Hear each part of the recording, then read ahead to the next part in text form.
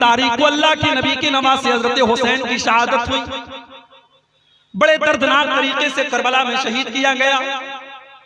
उस शहादत को याद करने के लिए हजरत हुसैन के कब्र की शबी बनाई गई, जिसको ताजिया का नाम दिया गया।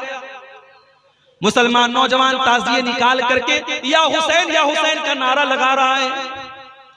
ओ मुसलमानों, तुम्हें हुसैन की शहादत का गम है।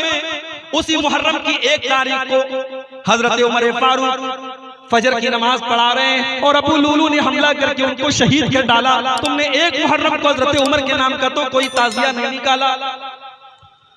उसी मुहर्रम के पहले 17 जिलहिज्जा की तारीख को उस्मान गनी को उनके घर में बड़ी बेदर्दी से शहीद कर दिया गया। तुमने उस्मान गनी के नाम का तो कोई ताजिया नहीं निकाला, कोई अलम नहीं निकाला, कोई जुलूस नहीं निकाला। इस्लाम बिदात का नाम नहीं है मेरे भाई। अगर आप शहादतों का गम बनाएंगे तो साल की कोई तारीख ऐसी नहीं है जिस तारीख में किसी न किसी बड़ी शख्सियत की शहादत न हो। इस्लाम शहीदों के खून से इस्लाम की तारीख रंगीन है। अगर आप शहादतों का गम बनाएंगे और लोगों की पैदाइश की खुशी मनाएंगे तो साल की कोई तारीख बाकी नहीं। इस्लाम बड़ा ही सिंपल दीन है मेरे भाई, इसको सिंपल ही रहने दो। इसमें बिदात मत निकालो, इसमें कोई नए नए काम मत निकालो। इंतकाल हो गया किसी इंसान का, तीसरे दिन आपने बिरयानी बनवा दी, आपने लंबा चौड़ा खाने का इंतजाम किया, पूरे खानदान के लोग आकर के दावत उड़ा रहे हैं। मेरे नाना का इंतकाल, मेरे नाना के घर में भी ये बिदातों खुराफात अंजाम दी जाती है। मैं समझाता हूँ, नसीहत करता हूँ, लेकिन बहरहाल है माहौल है। जब तक अल्लाह हिदायत न दे इंसान के बस की बात नहीं। नाना का इंतकाल हुआ, आज इंतकाल हुआ है, अगले दिन रात में बिरयानी बनाने की तैयारी चल रही है। मसाला पीसा जा रहा है, प्याज काटी जा रही है। मेरे मामू लोग बैठे थे, मैंने कहा कि आपको कुछ समझ में आ रहा है? कल आपके बाप का जनाजा निकला था और आज आप बैठ करके दावत का इंतजाम कर रहे हैं। तो मेरे मामू की आंखों से आंसू आ गए। कहा कि बात आपकी बिल्कुल सही है, हमें भी ये चीज गलत लग रही है, मगर हम नहीं करेंगे तो समाज को क्या मिलेगा? अगर हम नहीं करेंगे तो कल समाज ये कहेगा कि इनके बाप का इंतकाल हो गया, इन्होंने अपने बाप का तीजा नहीं किया, इन्होंने अपने बाप का 40वां नहीं किया, इन्होंने अपने बाप की बरसी नहीं की। इस गम ने हमको मारा कि लोग क्या कहें। मेरे भाइयों, लोगों की परवाह मत करो। परवाह करना है तो अल्लाह और उसके रसूल की परवाह करो। हिसाब व किताब हमें अल्लाह की बारगाह में देना है।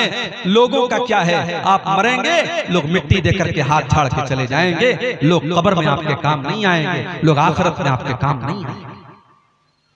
लोगों का क्या है मेरे भाई?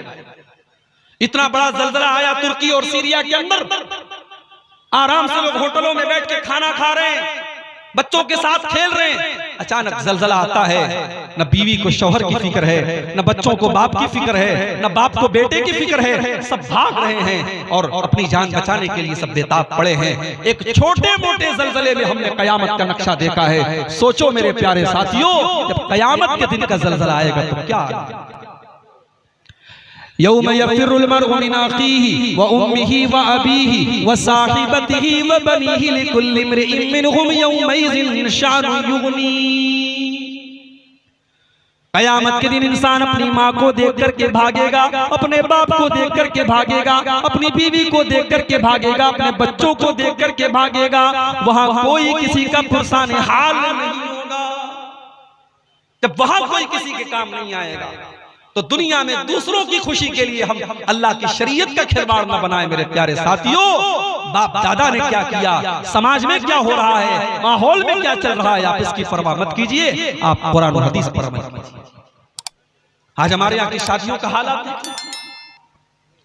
हमारे बहुत सारे नौजवान हर जलसे में तकरीर सुनने जा रहे हैं, अब्दुल गफ्फार साहब से बड़ी मोहब्बत करते हैं, हमारे साथ सेल्फी लेने के लिए तैयार हैं।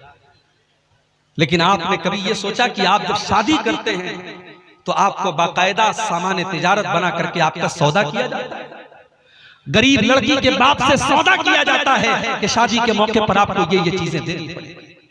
अगर आपके दिल में जर्रा बराबर गैरत है मेरे नौजवानों, अगर इस जलसे में 500 नौजवान भी बैठे हैं, अगर 500 नौजवान ये दिल में इरादा कर लें कि हम अपनी शादी में जहेज नहीं लेंगे, हम अपनी होने वाले ससुर के ऊपर कोई बोझ नहीं डालेंगे, तो 500 फैमिलीज से आप इस बोझ को खत्म कर देंगे मेरे भाई। 500 गरीब बेटियों के बाप सुकून की सांस लेंगे अगर सिर्फ 500 नौजवान इस जलसे में यह तय कर ले कि हम जहेज नहीं देंगे। हमारे यहाँ बिरादरी चलती है, कोई शेख है, कोई अंसारी है, कोई शेरशाबादी है, कोई कुछ है, कोई कुछ है, मगर इन खुराफात की कोई बिरादरी नहीं। शेख भी जहेज ले रहा है, अंसारी भी ले रहा है, शेरशाबादी भी ले रहा है, अहले हदीस भी ले रहा है, देवबंदी मसलक का भी ले रहा है। जहेज की और इन रस्मों की कोई बिरादरी नहीं है मेरे भाई। अल्लाह के वास्ते आप इस बुराई को खत्म करो मेरे भाई। आज हालात ये हो गए, पहले महीने में एक खबर आती थी कि कोई मुसलमान लड़की गैर मुस्लिम के साथ फरार हो गई, मुर्तद हो गई। पहले महीने में, साल में एक खबर आती थी। अब रोजाना व्हाट्सएप पर खबरें आती हैं। नेहा अंसारी ने शादी कर ली रोहित के साथ, शबाना शेख ने शादी कर ली संजय के साथ। लड़की मुसलमान है, फेसबुक पर गैर मुस्लिम लड़के से दोस्ती कर रही है, उसको आई लव यू बोल रही है, उससे मोहब्बत का इजहार कर रही है, उसके साथ फोटो खींच करके उसके साथ अपने इश्क और मोहब्बत का चर्चा कर रही है, और फिर एक दिन उसके साथ भाग जाती है और उसके मजहब में दाखिल हो जाती है।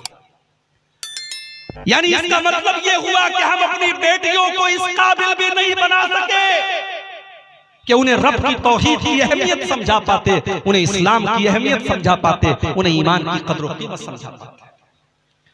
ये ईमान दुनिया की सबसे कीमती चीज है मेरे भाई। ये ईमान वो चीज है जिसकी हिफाजत करने के लिए अगर जान देनी पड़े तो जान दे दी जाए, अगर माल कुर्बान करना पड़े माल कुर्बान कर दिया जाए, अगर बाल बच्चों को कुर्बान करना पड़े बाल बच्चों को कुर्बान कर दिया जाए। ये ईमान तो वो दौलत है।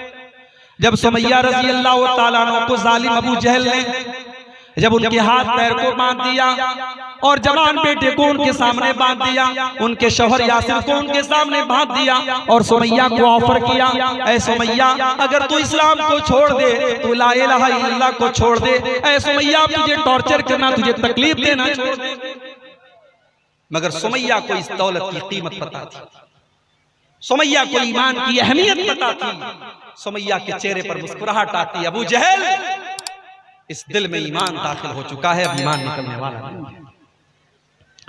अबू जहल है सुमैया रज़ी अल्लाह ताला अन्हा के कपड़े उतार दिए, मादरजात बरहना कर दिया, सर से पैर तक नंगा कर दिया, जवान बेटे के सामने मां को नंगा कर दिया। सोचो मेरे भाइयों की बात नहीं। ऐ सुमैया मैं तेरी अजमत पर कुर्बान जाऊं, तेरे ईमान पर कुर्बान जाऊं, तेरी इस्तिकामत पर कुर्बान जाऊं। सुमैया ने इस अज़ियत को बर्दाश्त कर लिया, मगर ईमान से कॉम्प्रोमाइज नहीं किया, तौहीद से समझौता नहीं किया। फिर जालिम अबू जहल ने बड़ी बेदर्दी के साथ उनकी शर्मगाह पर हमला करके उनको बड़ी बेदर्दी से शहीद कर दिया। सुमैया ने शहादत दे दी, अपनी जान दे दी, मगर अपनी तौहीद से समझौता नहीं किया। ईमान तो वो चीज है मेरे भाइयों, मेरी माओ बहनों, जिसको बचाने के लिए सुमैया शहीद हो गई, और आज आपकी जवान बेटियां इस ईमान का सौदा कर रही हैं और इश्क और मोहब्बत के नाम पर गैरों के साथ इस्लाम को छोड़ करके जा रही हैं।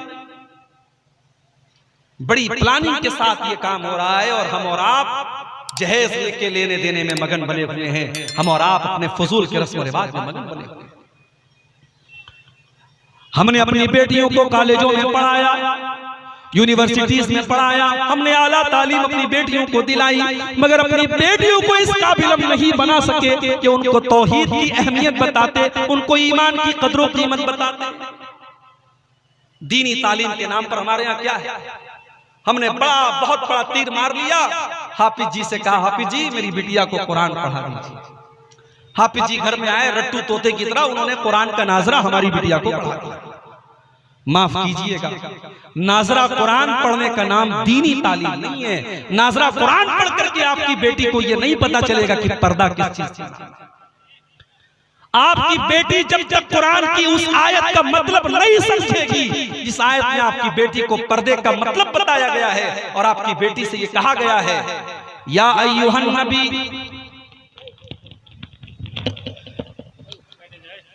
या अय्युहन नबिय्यु कुल लिअज़वाजिका व बनातिका व निसाइल मुमिनीना युदनीना अलैहिन्ना मिन जलाबिबिहिन्ना।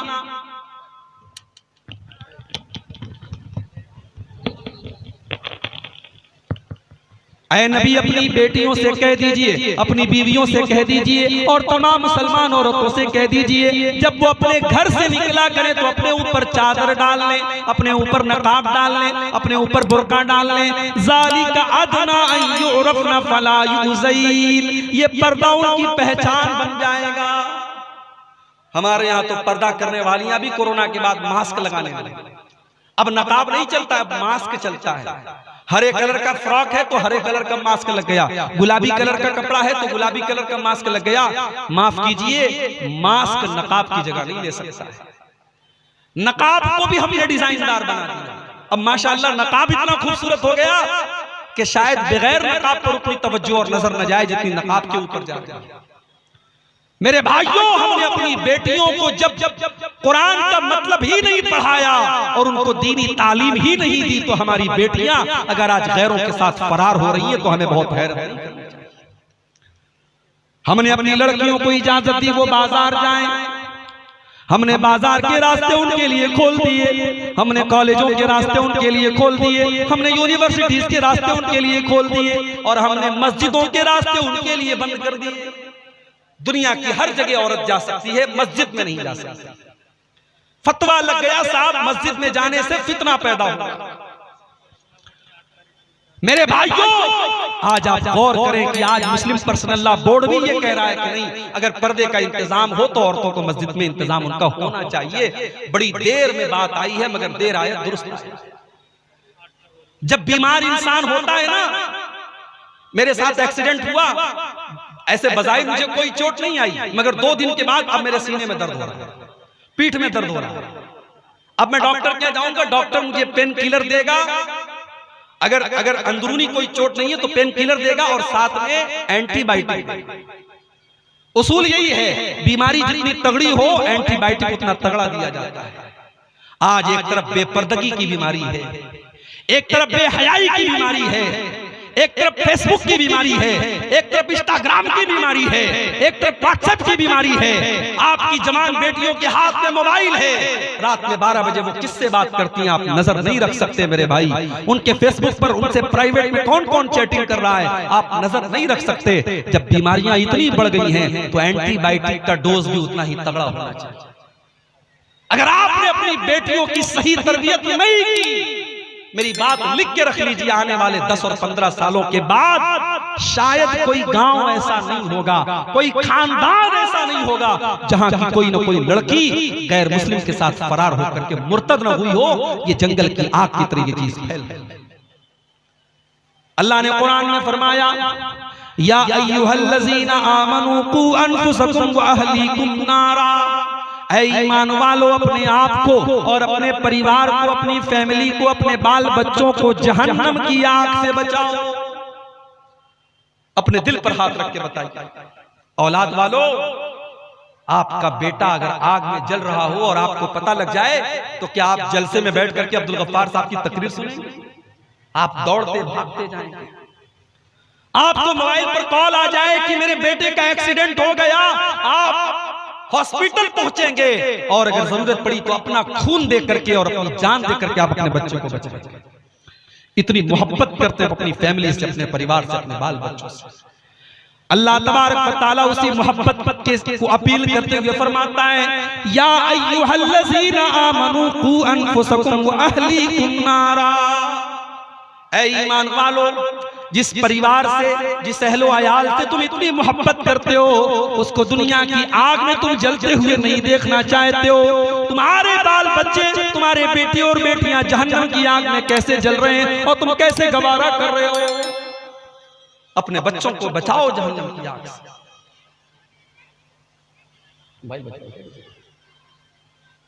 आप रात में तहज्जुद की नमाज पढ़ रहे हैं, आप रात में तहज्जुद की नमाज पढ़ रहे हैं, कौन है भाई?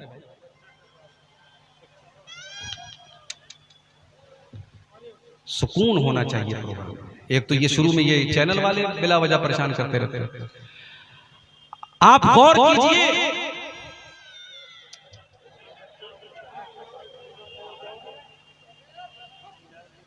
अल्लाह रहम फरमाए।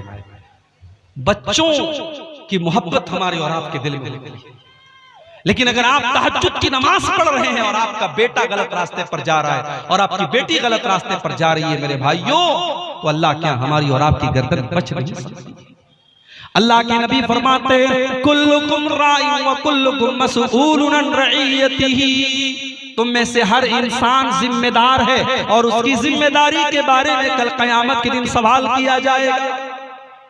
आपको अपने बच्चों की बहुत फिक्र है, आपने बच्चों के लिए प्रॉपर्टी बनाई, आपने घर मकान बनाया, आपने सोने चांदी के जेवरात बनाए, मगर अपने दिल पर हाथ रख के बताओ आपने अपने बच्चों की आखिरत के लिए क्या किया? आखिरत के लिए आपने क्या किया? दुनिया में तो चलो आपने अपने बच्चों का इंतजाम कर दिया, मगर आपको अपने बच्चों की आखिरत की कितनी फिक्र है? कभी आपने इस पर गौर किया?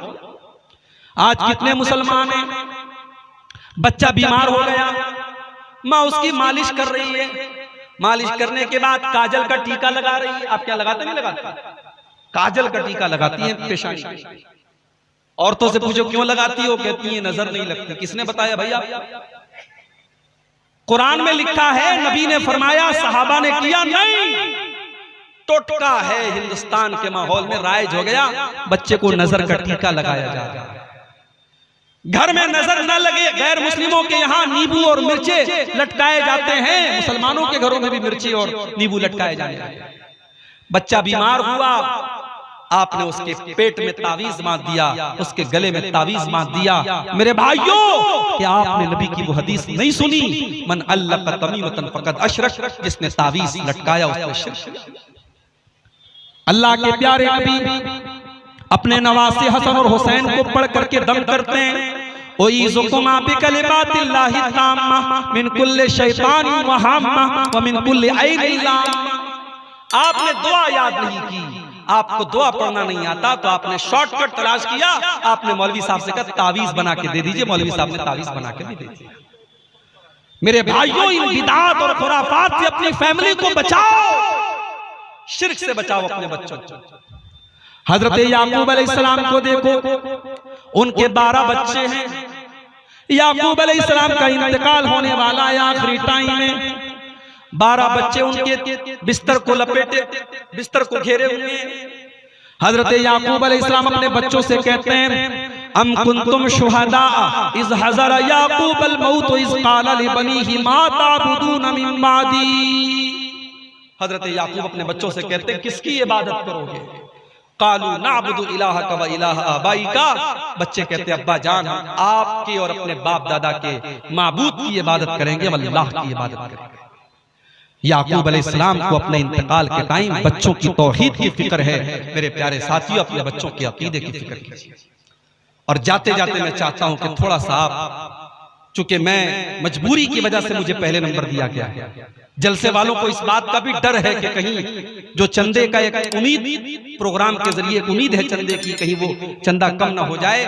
मैं बड़े अदब से आपसे गुजारिश करता हूं, मेरी तकरीर का आखिरी पॉइंट चल रहा है, 5-10 मिनट आप आइए और इस कब्रिस्तान के रास्ते के लिए, जाहिर है कब्रिस्तान हमारी बड़ी बुनियादी जरूरत है। ये सदक़े जारिया होगा अगर आपने 100 रुपया, 1000 रुपया, 10,000 रुपया, जो भी आपकी ताकत है, आपने अगर कब्रिस्तान में ताउन किया, तो जब तक ये कब्रिस्तान का रास्ता रहेगा तब तक आपको और जिसकी तरफ से आपने सदका दिया होगा उसको उसका सवाब मिलता रहेगा। मैं आपसे गुजारिश करूंगा कि आप इस कार्य खैर में हिस्सा लेते चले जाएं और ताउन करते चले जाएं। मुझे इस बात का भी हुक्म मिला है कि थोड़ा बहुत आपका ताउन भी जो है मैं कबूल करूं।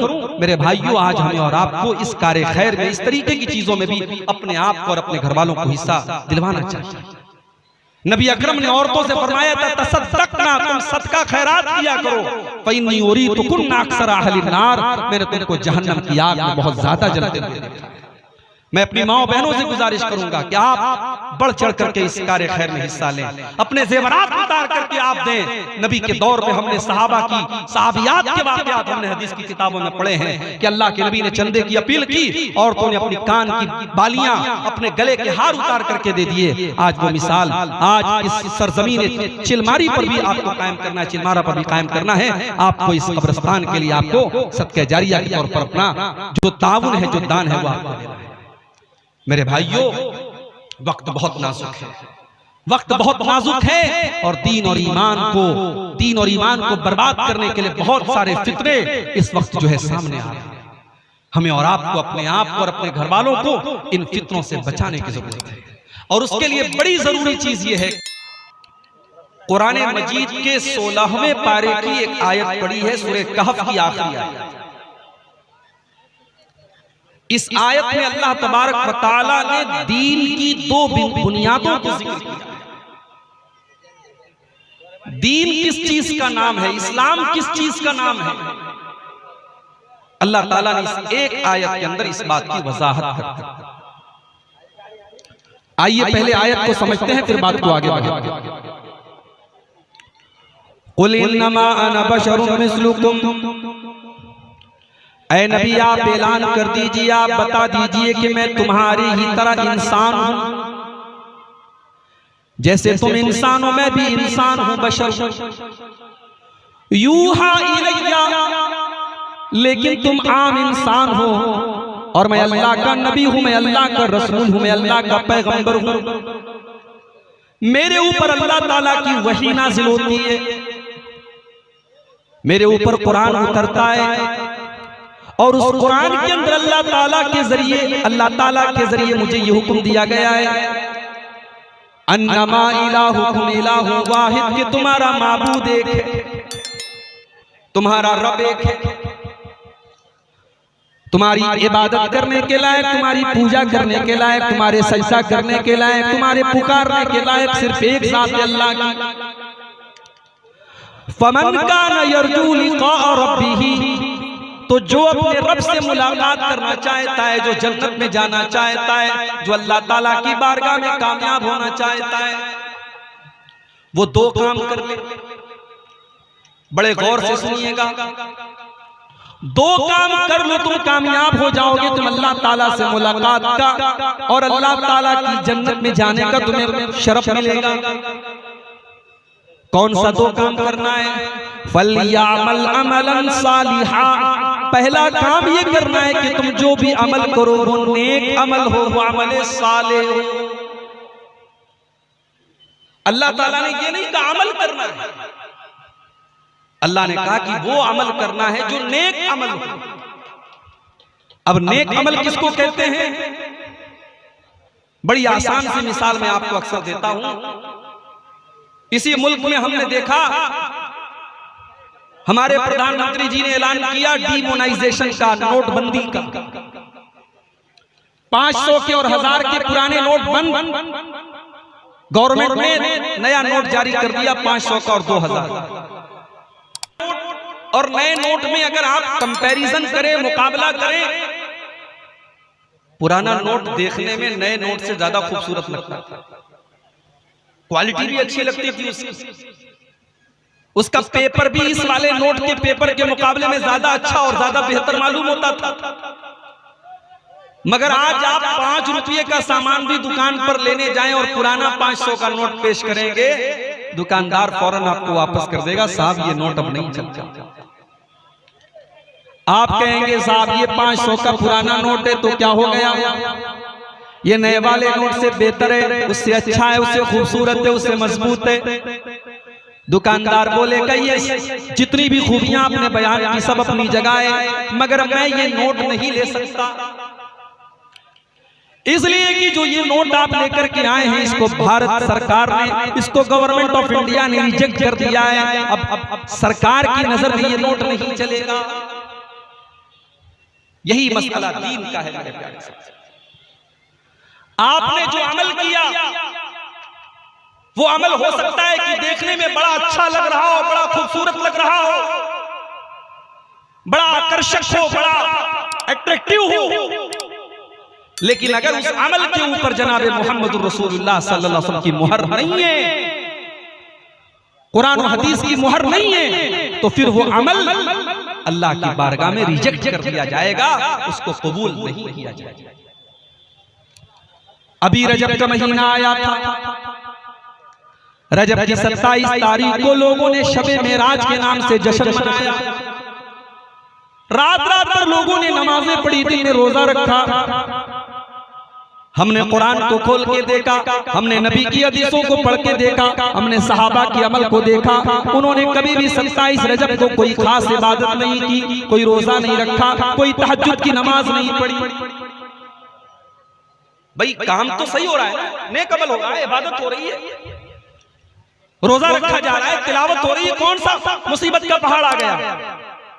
अमल देखने में अच्छा है, मगर इस अमल के ऊपर जब अल्लाह के नबी की मुहर नहीं है, कुरान की मुहर नहीं है, हदीस की मुहर नहीं है, तो इस अमल को बिदअत कहा जाएगा और बिदअत का अंजाम बहुत ही बुरा है। मेरे प्यारे से अल्लाह के प्यारे नबी अपने हर खुतबे में फरमाते थे वशर्रुल उमूरी मुहदसातुहा, सबसे बुरा काम वो है जो दीन के अंदर नया निकाला गया हो।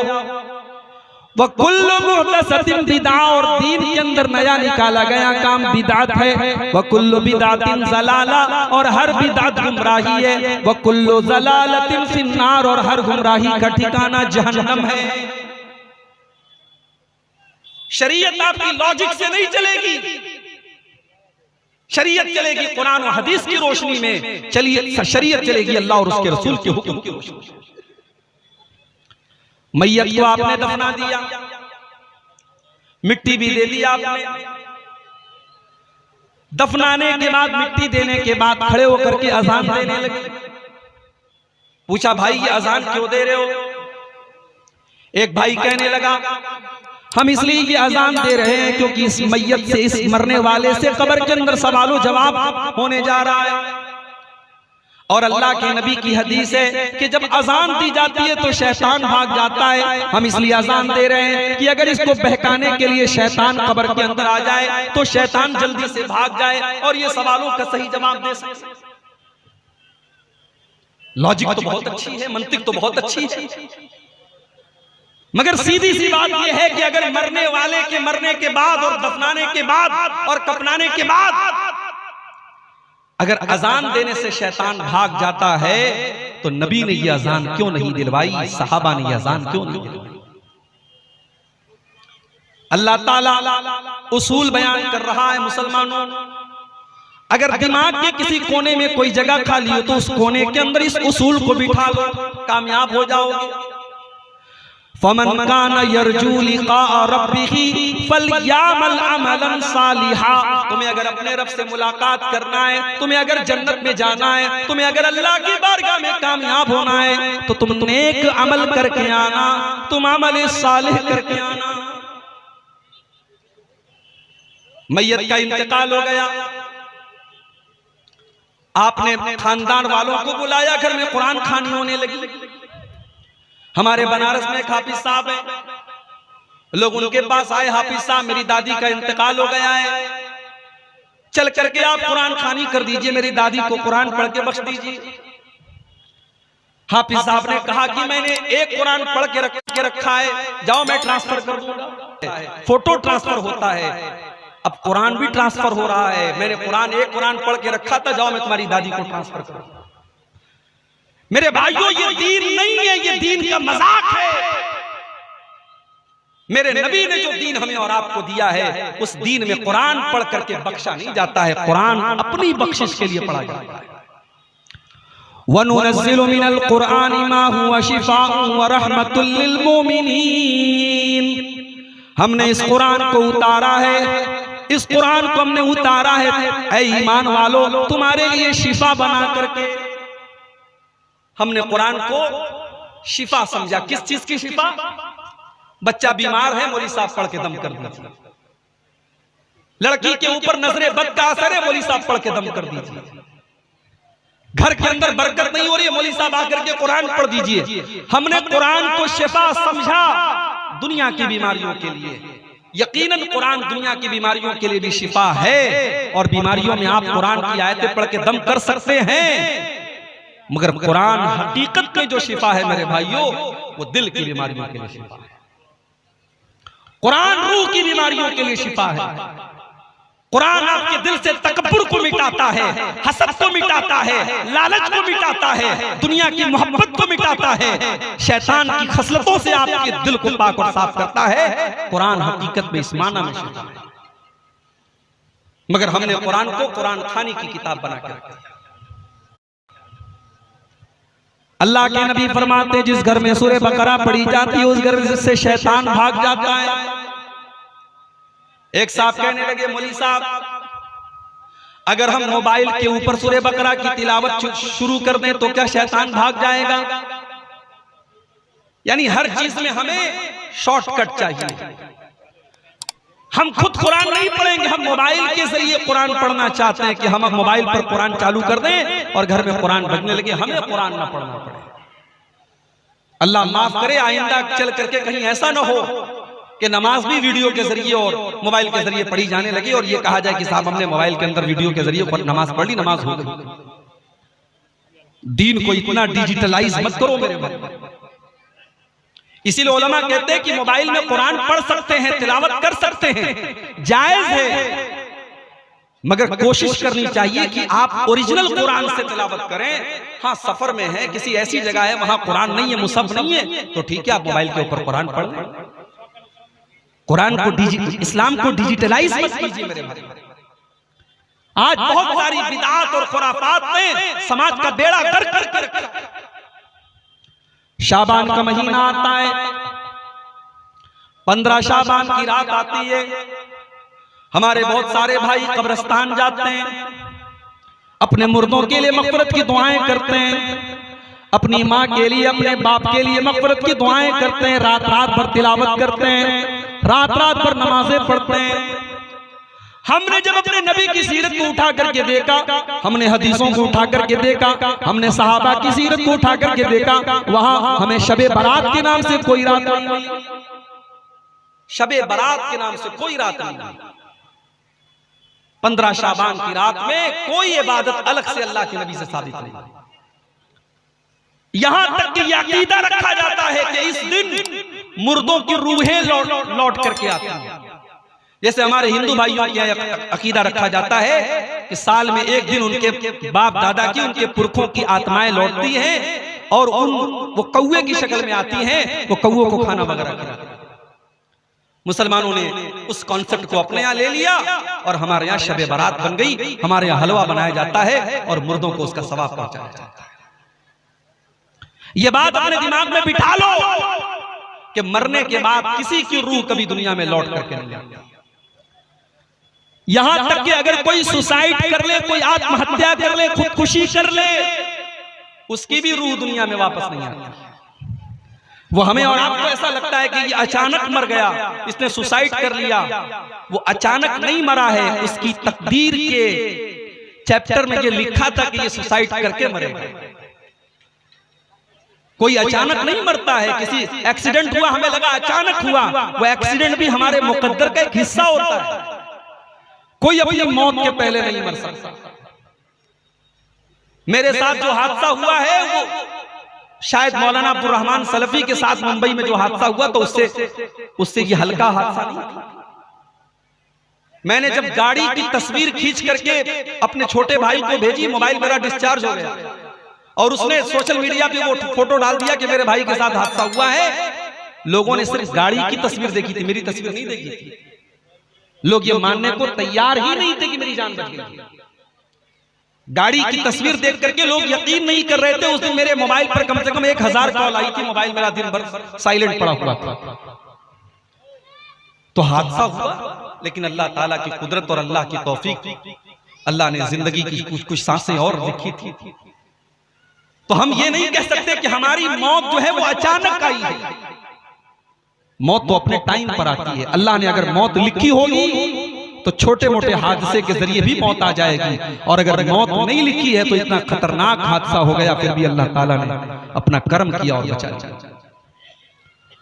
और मौत के आ जाने के बाद जब बंदे की रूह निकाली जाती है, बंदा अल्लाह की बारगाह में गुजारिश करता है, हत्ता इज़ा जाअ अहदहुमुल मौत क़ाल रब्बिरजिऊन। जब मौत का टाइम आता है तो बंदा कहता है कि ऐ अल्लाह, मुझे तू एक मौका और दे दे, एक बार तू दुनिया में मुझे लौटा दे। किस लिए? इसलिए नहीं कि मेरा मकान अधूरा था मैं मकान की तामीर कर लूं, इसलिए नहीं कि बेटी की शादी करना था शादी कर लूं, इसलिए नहीं कि कारोबार अधूरा था कारोबार को पूरा कर लूं। लअल्ली आमलु सालिहन फीमा तरक्तु, ऐ अल्लाह मुझे बस एक मौका और दे दे ताकि मैं नेक अमल करके तुझको राजी कर लूं। अल्लाह फरमाता है कल्ला, ऐसा हरगिज होने वाला नहीं है। इन्नहा कलिमतुन हुवा क़ाइलुहा, मेरे बंदे ये तो बस तेरी एक ख्वाहिश है जो तेरी जुबान से निकल रही है। व मिन वराइहिम बरज़खुन इला यौम युबअसून, अब कयामत तक तुझे बरज़ख में रहना है। अब तेरी रूह को दुनिया में लौटाया नहीं जाएगा। अब मरने के बाद तेरी रूह को दोबारा एक सेकंड के लिए भी दुनिया में नहीं भेजा जाएगा। हमारे यहाँ ये अकीदा कर दिया गया साफ शबे बारात में बाप दादा की रूहें लौटती हैं। तो ये जो बिदात होती हैं, किसी ने बड़ी अच्छी बात लिखी है कि जो बिदात होती है वो हर साल एक नया बच्चा देती है। रबीउल अव्वल की 12 तारीख आती है, हमारे बहुत सारे मुसलमान भाई 12 रबीउल अव्वल की तारीख को नबी अकरम की पैदाइश का जश्न मनाते हैं। पहले ये जश्न छोटे मोटे पैमाने पर मनाया जाता था, अब हर साल उसके अंदर बढ़ोतरी हो रही है। अब तो ऐसे वीडियो भी आने लगे कि अल्लाह के नबी के नाम पर बड़े बड़े केक भी काटे जा रहे हैं। ऐसे वीडियोस भी हमने देखे कि लड़कियां नाच रही हैं, नबी की पैदाइश का जश्न मना रही हैं। इसी मालदा और कलियाचक की सड़कों पर हमने देखा नौजवान खूबसूरत लड़कियां बड़ी बड़ी गाड़ियों पर बैठी हैं और अल्लाह के नबी की मोहब्बत के नाम पर झंडे उठा उठा करके वो नबी अकरम का नारा लगा रही हैं। हो लोगों, जिस नबी ने अपनी उम्मत की बेटियों को पर्दे में रहने का हुक्म दिया, जिस नबी ने अपनी उम्मत की औरतों को ये हुक्म दिया कि जब भी तुम घर से निकलो तो पर्दे में निकलो, तुम्हारे जिस्म का कोई हिस्सा किसी गैर मर्द के सामने जाहिर न हो, आज उसी रसूल की मोहब्बत के नाम पर जवान जवान लड़कियां आज अपनी खूबसूरती की नुमाइश कर रही हैं। जिस नबी ने अपनी उम्मत को ये तालीम दी थी, मन तशब्बहा बिक़ौमिन फहुवा मिनहुम, जो किसी कौम की नकल करेगा वो उसी कौम के साथ कल क़यामत के दिन उठाया जाएगा। हमने अपने नबी की मोहब्बत के नाम पर अपने नबी का ही बर्थडे मनाना शुरू कर दिया। हमने अपने नबी की मोहब्बत के नाम पर केक काटना शुरू कर दिया। कुछ दिन और गुजर जाने दो, अभी तो केक काटे गए हैं, मोमबत्तियां भी जलाई जाएंगी। और जिस तरीके से बच्चे का बर्थडे मनाया जाता है और हैप्पी बर्थडे टू यू कहा जाता है, उस तरीके से हैप्पी बर्थडे टू यू या रसूल अल्लाह भी कहा जाएगा। आप देख लीजिएगा, अगर आप जिंदा रहे तो वो दिन भी आएगा। बिदात हर साल एक नए बच्चे को जन्म देती है। नबी अकरम जब नमाज पढ़ते थे, सलाम फेरने के बाद आप अल्लाहु अकबर कहते थे, अस्तगफिरुल्लाह अस्तगफिरुल्लाह अस्तगफिरुल्लाह कहते थे। मुख्तलिफ आप दुआएं पढ़ते थे, अल्लाहुम्मा अंतस सलामु व मिनकस सलामु तबारक या ज़ल जलाली वल इकराम रब्बी अइन्नी अला ज़िक्रिका व शुक्रिका व हुस्नि इबादतिका। मुख्तलिफ आप दुआएं पढ़ा करते थे। उसके बाद अगर किसी की मर्जी है, कोई चाहता है वो हाथ उठा के दुआ करना चाहता है अपने लिए, अपने बाल बच्चों के लिए, वो दुआ कर सकता है, कोई मनाही नहीं है। हमने क्या किया, हमने नमाज पढ़ते ही सलाम फेरते ही हमने हाथ उठा के दुआ करना शुरू किया।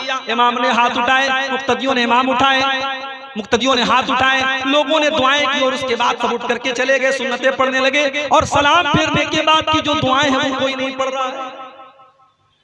एक बिदअत आती है, 10 सुन्नतों को लेके चली जाती है मेरे कि साल में एक दिन उनके बाप दादा की, उनके पुरखों की आत्माएं लौटती हैं और वो कौवे की शक्ल में आती हैं, वो कौवों को खाना वगैरह खिलाती हैं। मुसलमानों ने उस कॉन्सेप्ट को अपने यहाँ ले लिया और हमारे यहाँ शबे बारात बन गई। हमारे यहाँ हलवा बनाया जाता है और मुर्दों को उसका सवाब पहुंचाया जाता है। ये बात अपने दिमाग में बिठा लो कि मरने के बाद किसी की रूह कभी दुनिया में लौट करके नहीं आती। यहां तक कि अगर कोई सुसाइड कर ले, कोई आत्महत्या कर ले, खुदकुशी कर ले, उसकी भी रूह दुनिया में वापस नहीं आती। वो हमें और आपको ऐसा लगता है कि ये अचानक मर गया, इसने सुसाइड कर लिया। वो अचानक नहीं मरा है, उसकी तकदीर के चैप्टर में ये लिखा था कि ये सुसाइड करके मरेगा। कोई अचानक नहीं मरता है। किसी एक्सीडेंट हुआ, हमें लगा अचानक हुआ, वो एक्सीडेंट भी हमारे मुकद्दर का एक हिस्सा होता है। कोई अपनी मौत के पहले नहीं मर सकता। मेरे साथ जो हादसा हुआ है वो शायद मौलाना अब्दुल रहमान सलफी के साथ मुंबई में जो हादसा हुआ तो उससे ये हल्का हादसा नहीं था। मैंने जब गाड़ी की तस्वीर खींच करके अपने छोटे भाई को भेजी, मोबाइल मेरा डिस्चार्ज हो गया और उसने सोशल मीडिया पे वो फोटो डाल दिया कि मेरे भाई के साथ हादसा हुआ है। लोगों ने सिर्फ गाड़ी की तस्वीर देखी थी, मेरी तस्वीर नहीं देखी थी। लोग ये मानने को तैयार ही नहीं थे कि मेरी जान बच गई। गाड़ी की तस्वीर देख करके लोग यकीन नहीं कर रहे थे। उस दिन मेरे मोबाइल पर कम से कम 1000 कॉल आई थी। मोबाइल मेरा दिन भर साइलेंट पड़ा हुआ था। तो हादसा हुआ, लेकिन अल्लाह ताला की कुदरत और अल्लाह की तौफीक, अल्लाह ने जिंदगी की कुछ सांसें और लिखी थी। तो हम ये नहीं कह सकते कि हमारी मौत जो है वो अचानक आई है। मौत तो अपने टाइम पर आती है। अल्लाह ने अगर मौत लिखी होगी तो छोटे मोटे हादसे के जरिए भी मौत आ जाएगी, और अगर मौत नहीं लिखी है तो इतना खतरनाक हादसा हो गया, फिर भी अल्लाह ताला ने अपना कर्म किया और बचा लिया। और मौत के आ जाने के बाद जब बंदे की रूह निकाली जाती है, बंदा अल्लाह की बारगाह में गुजारिश करता है, हत्ता इज़ा जाअ अहदहुमुल मौत क़ाल रब्बिरजिऊन। जब मौत का टाइम आता है तो बंदा कहता है कि ऐ अल्लाह, मुझे तू एक मौका और दे दे, एक बार तू दुनिया में मुझे लौटा दे। किस लिए? इसलिए नहीं कि मेरा मकान अधूरा था, मैं मकान की तामीर कर लूं। इसलिए नहीं कि बेटी की शादी करना था, शादी कर लूं। इसलिए नहीं कि कारोबार अधूरा था, कारोबार को पूरा कर लूं। लअल्ली आमलु सालिहन फीमा तरक्तु। ऐ अल्लाह, मुझे बस एक मौका और दे दे ताकि मैं नेक अमल करके तुझको राजी कर लूं। अल्लाह फरमाता है कल्ला, ऐसा हरगिज होने वाला नहीं है। इन्नहा कलिमतुन हुवा क़ाइलुहा। मेरे बंदे, ये तो बस तेरी एक ख्वाहिश है जो तेरी जुबान से निकल रही है। व मिन वराइहिम बरज़खुन इला यौम युबअतून। अब कयामत तक तुझे बरज़ख में रहना है। अब तेरी रूह को दुनिया में लौटाया नहीं जाएगा। अब मरने के बाद तेरी रूह को दोबारा एक सेकंड के लिए भी दुनिया में नहीं भेजा जाएगा। हमारे यहाँ ये अकीदा कर दिया गया, साफ शबे बारात में बाप दादा की रूहें लौटती हैं। तो ये जो बिदात होती हैं, किसी ने बड़ी अच्छी बात लिखी है कि जो बिदात होती है वो हर साल एक नया बच्चा देती है। रबीउल अव्वल की 12 तारीख आती है। हमारे बहुत सारे मुसलमान भाई 12 रबीउल अव्वल की तारीख को नबी अकरम की पैदाइश का जश्न मनाते हैं। पहले ये जश्न छोटे मोटे पैमाने पर मनाया जाता था, अब हर साल उसके अंदर बढ़ोतरी हो रही है। अब तो ऐसे वीडियो भी आने लगे कि अल्लाह के नबी के नाम पर बड़े बड़े केक भी काटे जा रहे हैं। ऐसे वीडियोस भी हमने देखे कि लड़कियां नाच रही हैं, नबी की पैदाइश का जश्न मना रही हैं। इसी मालदा और कलियाचक की सड़कों पर हमने देखा नौजवान खूबसूरत लड़कियां बड़ी बड़ी गाड़ियों पर बैठी हैं और अल्लाह के नबी की मोहब्बत के नाम पर झंडे उठा उठा करके वो नबी अकरम का नारा लगा रही हैं। हो लोगों, जिस नबी ने अपनी उम्मत की बेटियों को पर्दे में रहने का हुक्म दिया, जिस नबी ने अपनी उम्मत की औरतों को ये हुक्म दिया कि जब भी तुम घर से निकलो तो पर्दे में निकलो, तुम्हारे जिस्म का कोई हिस्सा किसी गैर मर्द के सामने जाहिर न हो। आज उसी रसूल की मोहब्बत के नाम पर जवान जवान लड़कियां आज अपनी खूबसूरती की नुमाइश कर रही हैं। जिस नबी ने अपनी उम्मत को ये तालीम दी थी, नकल करेगा वो उसी कौम के साथ कल कयामत के दिन उठाया जाएगा। हमने अपने नबी की मोहब्बत के नाम पर अपने नबी का ही बर्थडे मनाना शुरू कर दिया।